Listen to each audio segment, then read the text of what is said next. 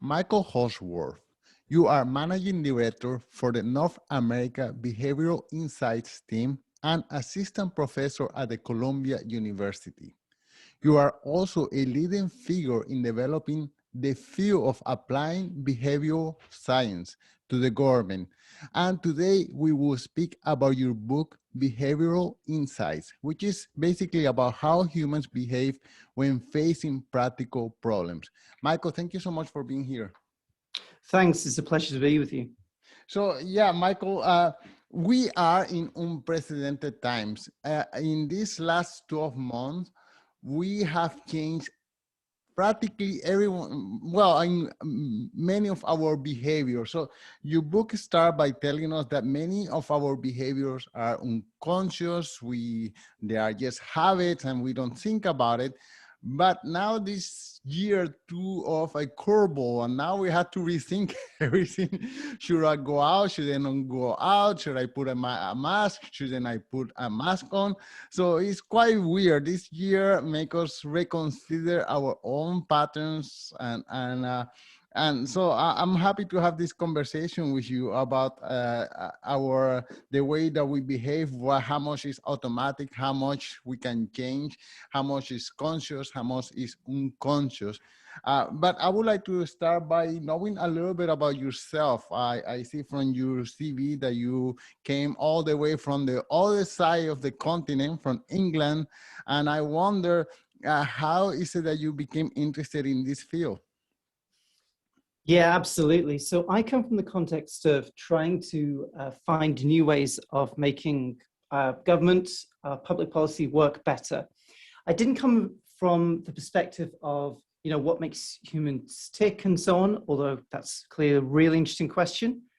Instead, I was thinking, are there new sources of evidence that policymakers and others in the private sector as well could be using to help understand human behavior better, things that they really have to take into account when developing plans or policies to prevent unintended consequences or problems, or just less effective designs for what they're trying to do.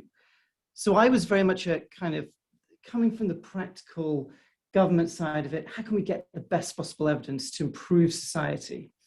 And at the time, 12, 13 years ago, what was particularly apparent was that, government and others and organizations could learn quite a bit from behavioral science, from the findings that were emerging that, as you said, a lot of our behavior is driven more by these kind of non-conscious automatic reactions than we tend to think. So the question was, what would you do differently? Okay, well, before we get there, so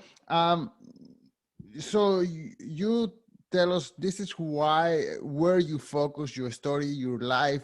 But when you were a young kid, why is it that make you decide to go into this field? Why you were practically going through the whole way of your school and you were saying, what should I do with my life? I know I'm going to develop my life to behavioral science. I don't know, is that how it went? No, not at all. I think the United Kingdom is strange in some senses because, you may find it strange in other senses, but the one I'm thinking of is our education system. We often do something different from the thing we studied. And that's quite different from the United States, for example, I have noticed, where it's more like you study law, you become a lawyer. So in the UK, it's more kind of chance happens, or you take different routes. So my first degree, and indeed my second, was in English literature. Now that is very different from my PhD, which is running randomized control trials and doing statistical analyses of data. And the way it happened was I was, interested in policy issues, and that became the bridge. I started, for one reason or another, doing work on how do you determine whether governments are having an impact, and then it transitioned to what are the best ways that the government could be acting to have the best results? And that comes back to what I was just saying. You know, behavioral science is a big issue then, coming to the fore. There is one connecting factor though, which is that language is really important. And that is a thread that connects my earlier education, because you do spend a lot of time thinking about the impact that certain words, phrases have on people. And a lot of my work now is also looking at that, except the difference is we kind of run these experiments to see how do, say, one set of words translate into behavior compared to another set of words. Same ideas, but different approach. Right. And why government? Were you an activist or something like that? Because the same field of behavioral science, if you work for the private sector, I'm sure they are willing to pay you 2 or 3 times as much in order to get consumers to consume twice as much. How can we get inside of the head of the consumers in order for them to order more food, to buy more clothes, to buy a more expensive car, to buy a bigger house? And in the private sector, I mean, obviously you were not motivated by money since you used to work for the government. So, but can you tell us why government? Yes. So I think it's really interesting because government, this may be a negative way of looking at it, but it's the place that all the really difficult and hard to solve problems go to. You know, one way of looking at it is what's called market failure. Government steps in when the market can't sort things out. And that means it often deals with really kind of complex issues where there isn't a clear solution, where you have to work hard to try and find a way forward, but which are really important. Like, they really affect all of us throughout society. And I find that interesting when you've got complex problems which matter to everybody. And you know, I think that's more attractive to me than selling one particular thing in that wider context, if you see what I mean. Right. Okay. Well, yeah, I just wanted to get behind your motivation. Yeah. So instead of getting people to buy an extra ounce of this or that, you want to influence society. How can we get a whole population to alter their behavior for their own good? So yeah, but that makes sense. Okay. So then, what inspired you to write this book, Behavioral Insights? And can you just for a moment also mention the name of your co-author? Absolutely. So this is a book that came out a couple of months ago called Behavioural Insights. It's written by me and my colleague Elspeth Kirkman, and it's published by MIT Press. And it's a short introduction to the idea of behavioural insights. It came about because we were approached by the publisher who had heard about this concept, behavioural insights, and had read a blog that Elspeth and I had done, which was they thought it was interesting because it was actually about how can behavioral science learn from literature, and how can literature learn from behavioral science. Now, I don't go around writing about this very often, and I happen just to have mentioned it to you in this podcast, but it's a coincidence. We were saying that actually, if you look at famous works of literature, they have a lot to say about behavior as well. We don't think about it in a kind of scientific way. So, it was quite a fun thing to write. The publishers thought, okay, this is pretty interesting, this angle. What is this concept, behavioral insights? Can you write an introduction to us that explains it all for someone who's interested but doesn't really understand it? Wow, that's quite funny because I like to believe that many of the behaviors that I apply to my own life, they are from fictional characters in books. I spend so many hours reading, and then I identify with a character, and then I will say to myself, what would this character do in this kind of situation? And I kind of mold myself to the image of this character. So that's a nice coincidence in regards to your work. Okay, so can you give us in lame terms exactly what is behavioral insights? Absolutely. So the one sentence definition is that behavioral insights is an approach that uses findings about the conscious and non-conscious drivers of behavior to address practical problems. And there's a lot in that sentence, I recognize, but what it comes down to is there are three main things going on here. The first thing is around evidence about behavior. And you mentioned this kind of idea of non-conscious and conscious. And this has been kind of explained particularly famously by Daniel Kahneman, who wrote this book, Thinking Fast and Slow, as system one and system two. You know, there are two kind of main drivers of our behavior, how we deal with, we interpret the world and so on. One is this kind of fast, intuitive, automatic way of thinking, which is what happens if I say to you, what's 2 times 2? You don't need to think about it, it's 4.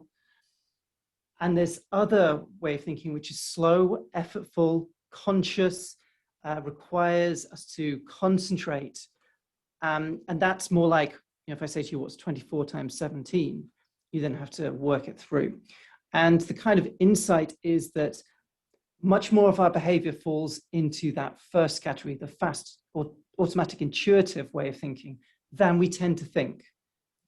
And the concern is that we develop products or develop policies that don't take that insight into account. So there's a whole body of findings around this kind of non-conscious driver of our behavior that we bring to the table with behavioral insights. But it's not just a collection of findings, which takes me on to the second bit, which is it's an approach, it's a practical application of these findings to real world problems. We came actually, my organization, the Behavioural Insights team, came from the UK government. We were there confronted with practical problems, and we wanted to apply these kind of findings to real world issues that were really pressing. And so it's not just knowledge for its own sake, it's what can we do to tackle this problem? So it's applied. And then the third aspect of it is that we try and evaluate, we try and measure what we do. We don't just say, here's a solution and implement it and that's done. We say, what impact did we have by changing this thing? How much improvement did we bring? And we often do this through experimentation, and that enables us to keep learning. So it's those three things together: evidence about behavior, practical focus, and experimentation that means behavioral insights as a whole. And how about influencing or asking people to take action upon your findings? And I'll give you the most typical example right now. We can see from behavioral that Asian countries, they don't get as many coronavirus as we do because they have this behavior of wearing masks. And to convince, I don't know, half of the population of the United States to wear a mask, it seems almost impossible. And I mean, we have the evidence there, but you know, it just becomes, you got all the elements there except the willingness, the willingness of people to follow upon the suggestions recommended by, I don't know, the health organizations. Yeah, so what we can do is try to use the evidence findings about behavior to understand why there are these barriers. And one very obvious barrier that's been talked about a lot in the United States is political polarization. Mm. And then you get under the surface of why does that work? How does that work? You know, there's a very strong finding around what's called in-group and out-group behavior. And if you see that a particular action is associated with an out-group, people not like you, that's a very strong driver not to do it. Mm. And these things kind of build on each other, because another very strong driver is social norms, what you see other people do. So if you don't see anyone in your local area wearing a mask, that's a very strong indicator and stasis that emerges. that is difficult to break out of. And these are kind of intuitive, strong factors. Now we can try and break some of those down by sometimes like making it easier to do the behavior. That's a big factor. We tend to, conserve our effort and like don't want to go to too much effort to perform behavior, particularly if we're not sure about it. So you can, for example, hand people masks as they go into shops. Now that's not definitely going to work, but if people are on the fence about this behavior, it might just push them over into doing it because it's kind of easier not to if someone hands it to you. But I'm not saying there are any easy answers here, because you have to then look at these very strong driving behaviors of, things like confirmation bias. Once you get an idea into your head, you see the world through that lens. Yes. The point of getting towards a solution is hard, but some of these findings allow us to understand the behaviors better, at least. And, hard work can mean we get to a better solution using those findings. Right. Okay. So I threw you a very difficult problem. How about, can you highlight one or two of the examples that you share with us in your book? Yeah, absolutely. There are many examples. I've been working in this field for 10, 11 years, and the behavioral insights approach has been applied in different areas. So maybe you can cut that bit as I have a think. Hang on, I'm trying to think of a good example. Well,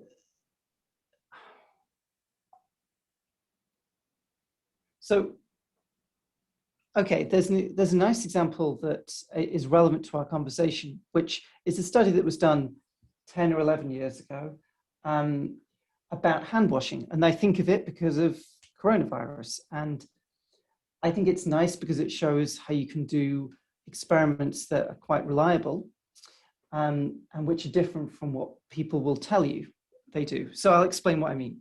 This study was around hand washing in service stations by the side of the highway motorway. It was actually in the UK. And what they did was they put different messages in front of the soap that you get in the bathrooms. And these were actually, I think, LED messages. So they could change them repeatedly. And they also attached these sensors to the soaps. They knew how much soap people were using. And then they varied the messages and saw the relationship between the message that went up and the amount of soap that was being used. And what's interesting about this is you need reliable measures of behavior, because what people do and what people say they do are often different. And that's particularly true if you go ask people, did you just wash your hands there? People are going to say, yes. Sure, yeah. But we know they don't. And instead, if you measure it through an unobtrusive means of how much soap, you get a much more accurate picture. And they found some really interesting things, like that there were different findings by gender. Men were much more motivated by kind of disgust-based messages. Like, I think it was things like wash it off or eat it later, or something, that kind of thing. And whereas I think women were more motivated by kind of straightforward informational messages around, the benefits of hand washing. That's my memory of it anyway. But what I thought was really interesting about that was it took something kind of every day and showed how the prompts at the very moment you're hand washing, not like a day before you saw something and maybe it influences you. It's got to be like immediate in front of you. And we know that has a relationship with what you actually do. And it feels like that's a realistic thing you could do by changing the signs in front of the soap to encourage hand washing. And it just came to my mind because it shows, again, the power of language on behavior.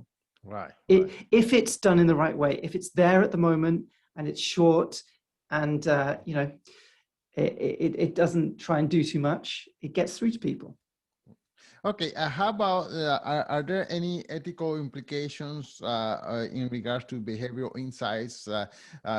Will people criticize saying that this is manipulation of how we behave and that we don't like to be manipulated, especially by government organizations? Yeah, so we talk about this in the book at some length, and it was actually really interesting to write that because obviously I've been listening to these kind of critiques for many years now, and it was really interesting to bring them all together and then try and think about them. And what I would say is, it doesn't help to think about these things in the abstract because you're always dealing with a practical problem. And that practical problem has always involved certain kinds of costs and benefits. So what we do is we actually say, here's a way of working through the ethical issues for any particular problem that you're facing. And we say there are kind of, four things going on here. One is the level of control that someone has to resist an intervention. And I won't go into depth there, but that there are various levels of control you can have.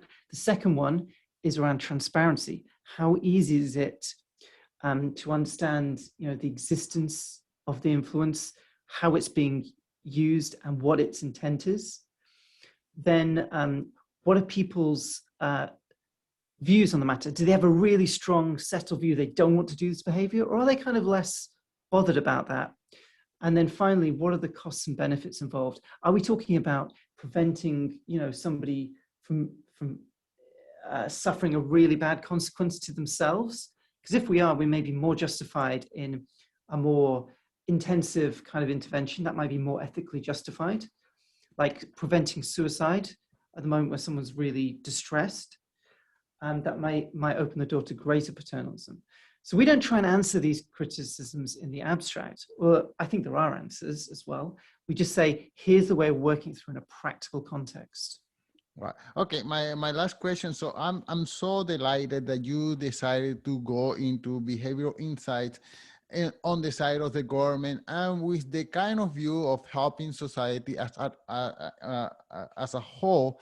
But I'm afraid of the future of behavioral insights on the side of corporate because they have tons of people trying to figure out how to make us addicted to their products, how to make us consume more, how to make us dependent on whatever merchandise, product, or service they use.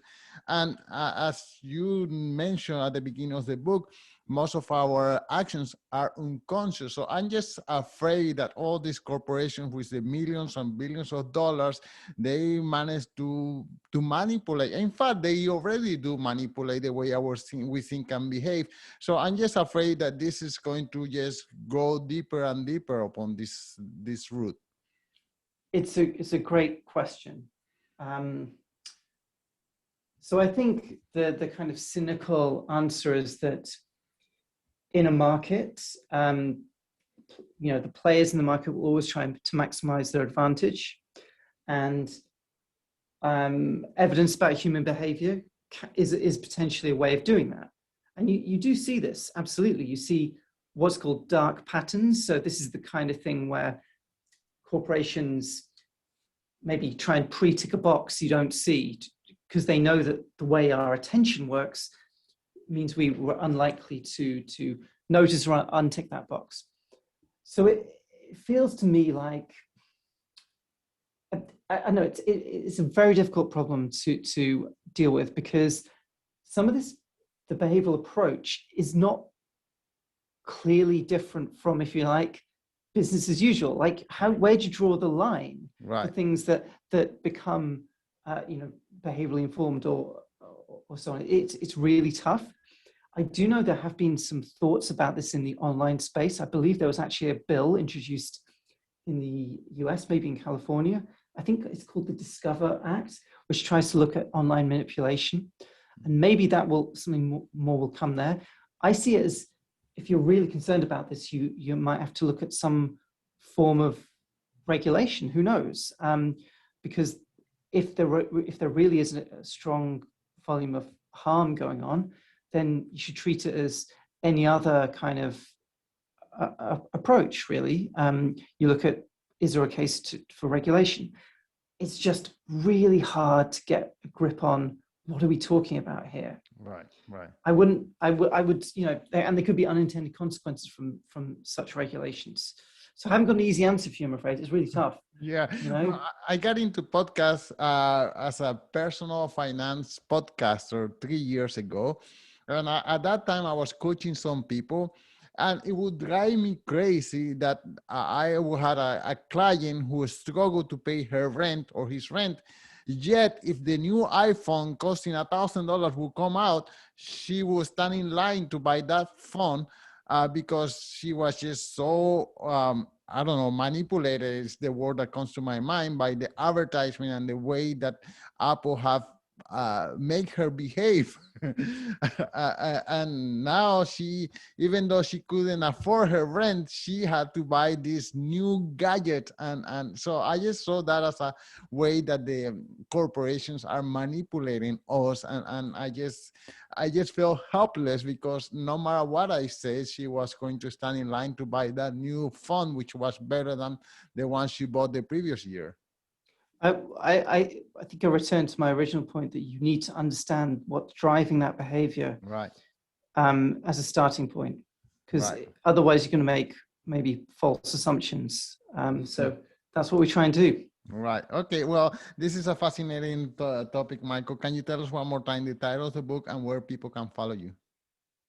Sure. And the title of the book is Behavioural Insights, and you can follow me on Twitter. My handle is at @m_Hallsworth. Perfect. Michael, thank you so much for your time. Thanks. Pleasure being with you today.